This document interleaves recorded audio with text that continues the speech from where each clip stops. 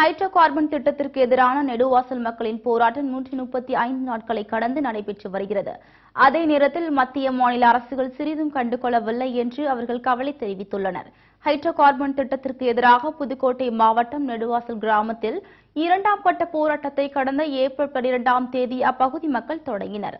உண்ணாவிரதம், சாலை மறியல் என பல்வேறு கட்ட போராட்டங்களில் ஈடுபட்டு வந்த அந்த மக்கள் நேற்று ஹைட்ரோ கார்பன் திட்டத்திற்கு எதிரான வாசகங்கள் அடங்கிய பதாகைகளை கையில் ஏந்தியவாறு போராட்டத்தில் ஈடுபட்டனர்.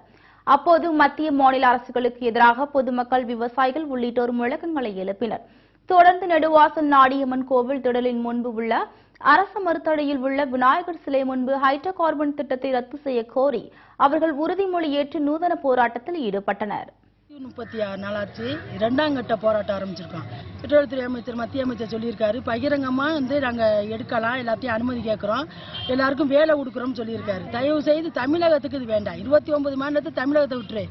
மத்திய அரசாங்கம் எந்தெந்த இடத்துல வேலை கொடுக்கணுமோ போய் கொடுத்துக்காங்க. இந்த தமிழகத்தில் ஹைட்ரோ கார்பனை எதிர்த்து மீத்தேன் திட்டம் எதுவுமே எங்கள் ஊருக்கு தமிழ்நாட்டுக்கா வேண்டாம்.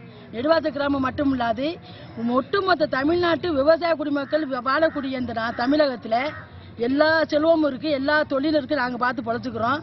என்னென்ன வேலை ஆக்க முடியும் எங்களால் பார்த்து பொழைச்சிக்கிறோம். ஆனால் நீங்க எங்களுக்கு வேலையும் கொடுக்கணும். இந்த ஹைட்ரோ கார்பனை இங்கே எடுக்க வேண்டாம்.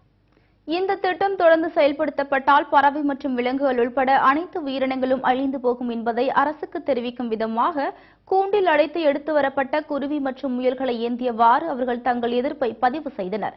மேலும் இத்திட்டத்தை ரத்து செய்வதாக மத்திய அரசு அறிவிக்கும் வரை போராட்டம் தொடரும் எனவும் கிராம மக்கள் உறுதிபட தெரிவித்துள்ளனர்.